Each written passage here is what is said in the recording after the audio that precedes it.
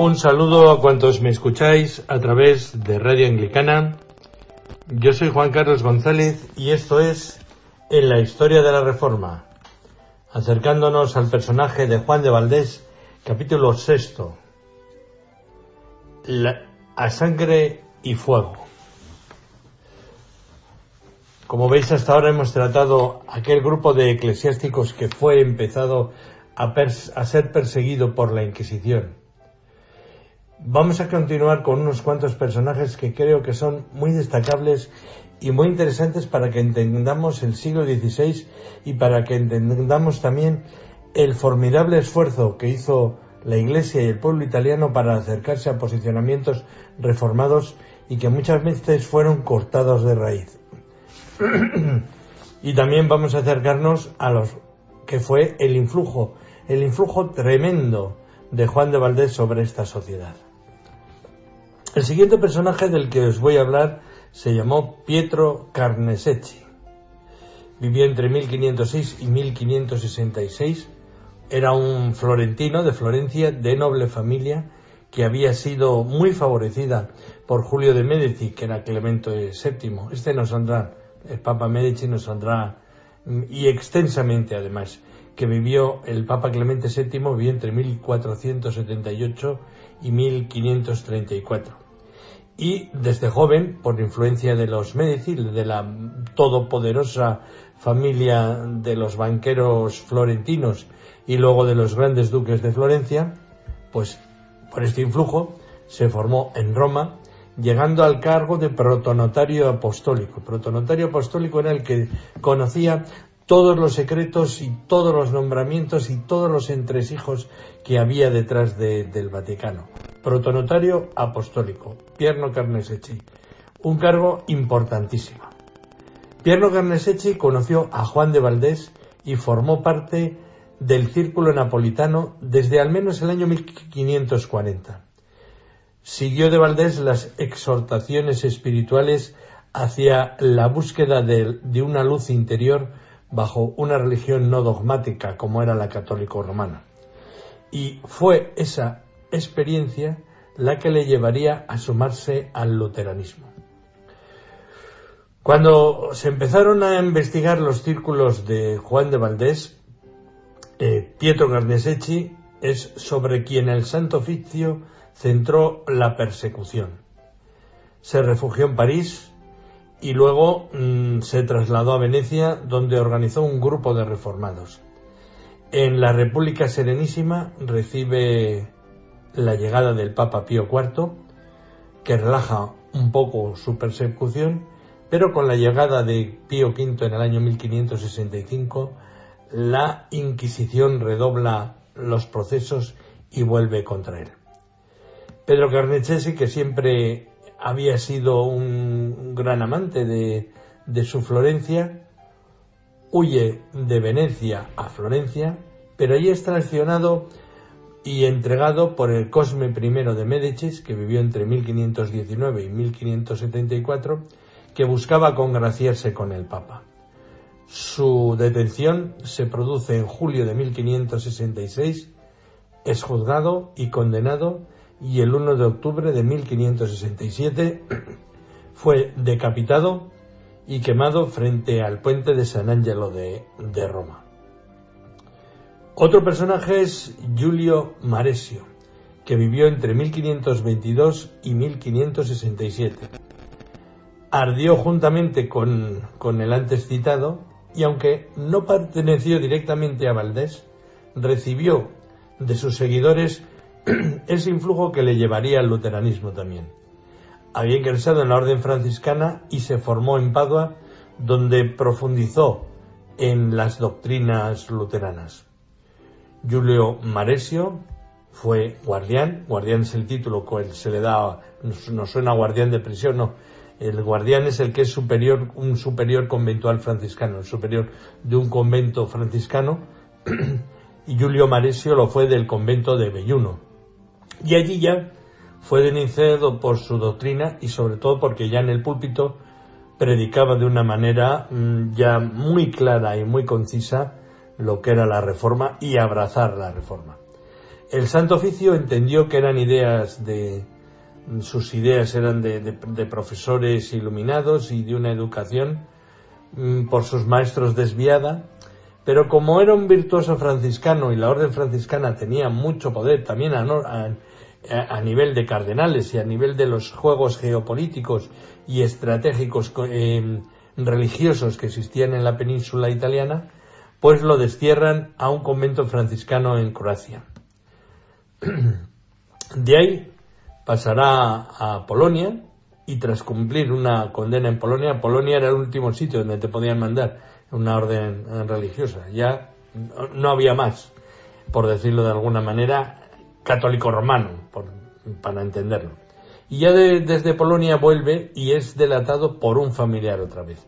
Y esto es muy importante, porque cuando le detienen hacen un libro de cosas que tiene, para decirle, a este hay que quemarlo, hay que condenarlo, y amigos y amigas, lo que le encuentran es el diálogo de la doctrina cristiana de Juan de Valdés, que lo tenía junto con obras de Lutero, de Calvino y de Melanchthon.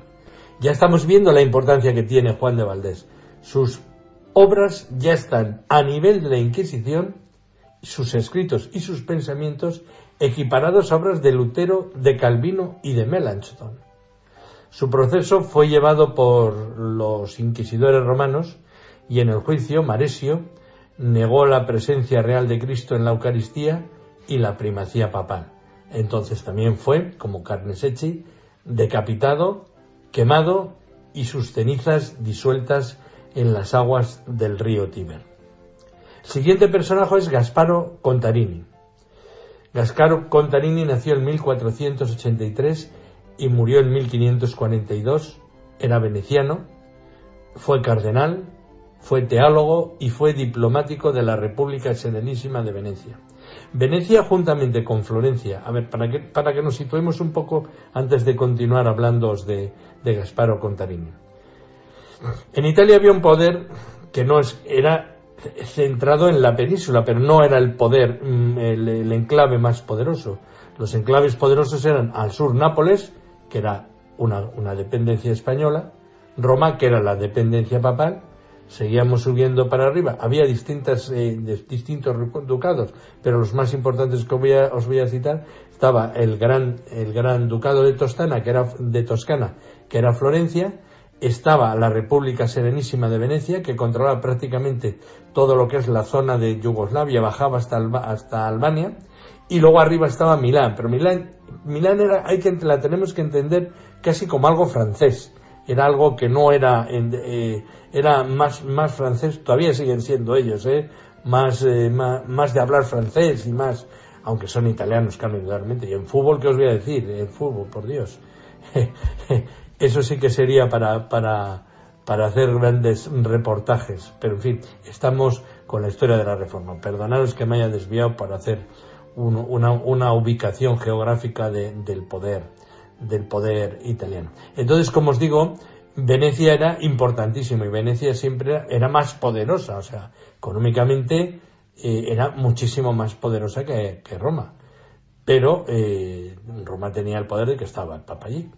Bueno, como os digo, era un veneciano, era cardenal, era un diplomático también de la República Serenísima de Venecia y era miembro de la familia Contarini, que aportó a Venecia varios de sus más insignes dogos. Dogo veneciano es el duque de Venecia, el que mandaba, el dux, el duce, y ellos lo llaman dogo. En 1541 asistió como legado pontificio a la Dieta de Ratisbona, donde se esforzó en aproximar a los protestantes y católicos sin excesivo éxito.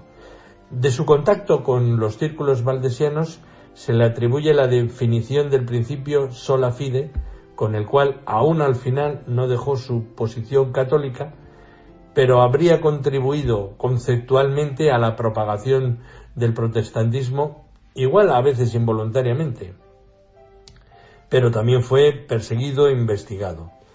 Pier Paolo Bergerio, que vivió entre 1498 y 1565. Fue obispo de Koper. Fue el secretario de Gaspare Contarini, por eso os os lo he puesto al lado, de quien era cuñado al estar casado con Diana Contarini, y al quedar viudo inició la carrera eclesiástica, siendo por su valía obispo de Koper, en italiano Capodistria, y en la actualidad es una ciudad de Eslovenia, todo ese complejo de ciudades que han quedado por ahí. Pierpaolo Bergerio, como os digo, fue pronto nombrado en el año 1535 nuncio papal ante el rey de Alemania y Hungría, que era Fernando I, que era el hermano del emperador Carlos V, que había nacido en 1503 y había muerto en 1564. Es este rey, como os digo, el hermano menor de Carlos V y era hijo de Felipe el Hermoso y de Juana la Loca. Pierpaolo Bergerio, curiosamente, por asuntos de gobierno, se entrevistó alrededor del año 1535 con Lutero, y el reformador le causó, que esto también la historia, fijaros cómo son las cosas y las vueltas que puede dar la vida. Pierpaolo Bergerio se entrevista con Lutero, como os digo, en 1535, y le causó bastante mala impresión. Le dijo, este hombre no es para tanto. Bueno, pese a todos los reparos, Bergerio intentó un diálogo con los protestantes sin grandes logros. Su participación directa es con el cardenal Gaspar Contarini, a quien acompaña en la conferencia religiosa de Ratisbona del año 1541. A los dos, pero sobre todo a Bergerio, que conocía perfectamente el alemán, se les acusó de hacer demasiadas concesiones a los protestantes. Así que fue apartado de toda responsabilidad y resignado a su diócesis de Koper. No podía tener demasiadas intenciones parecía que no se iba a ir del catolicismo. Pero en el 3 de diciembre del año 1544 fue denunciado en Venecia ante la Inquisición. Y aunque después de un excesivo proceso fue absuelto, fue apartado de toda negociación con los protestantes y le causó mucha impresión por todos los esfuerzos que había realizado. Y fijaros cómo son las cosas. Lo que Lutero no consiguió con una conversación, lo logró el Vaticano con sus presiones. Pierpaolo Bergerio empezó a publicar de un modo continuado contra la Iglesia romana, atacando a la figura del Papa, de los santos y de las reliquias. Y fue con esto llamado por el duque de Württemberg, Alemania, para que siguiera escribiendo y predicara la Reforma, y allí, después de predicar ya mucho a favor del luteranismo, aceptó la propuesta, dejó su diócesis, se sumó a la Reforma y ya no volvió a Italia.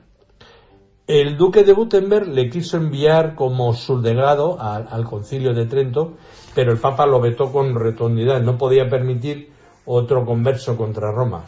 Y Bergerio siguió publicando con éxito contra Roma, muriendo en Tubinga en el año 1565. Forma parte del círculo de influencia valdesiana por el contacto con el cardenal Contarini, suponiendo además contacto directo con los miembros del Círculo de Roma. Su ejemplo resultó muy edificante para el grupo de luteranos que desde Venecia eran perseguidos y muchos, por su mediación, pasaron al norte de Italia y de Alemania.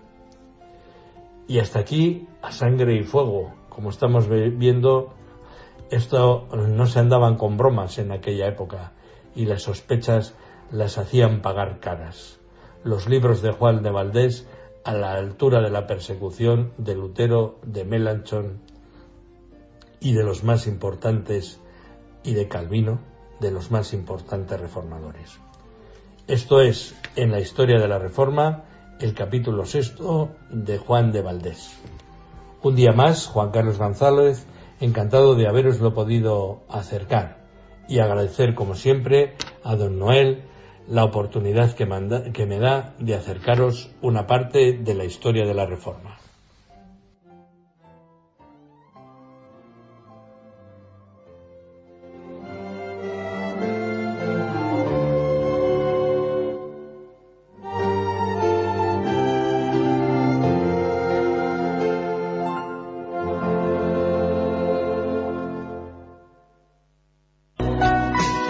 Esta es Radio Anglicana, transmitiendo vía internet en www.radioanglicana.es. Descarga nuestra aplicación para Android y iPhone. Radio Anglicana, la voz de la Iglesia en España. Cantad y orad con nosotros, jóvenes de toda la tierra. Cantad y anunciad con nosotros por las sendas del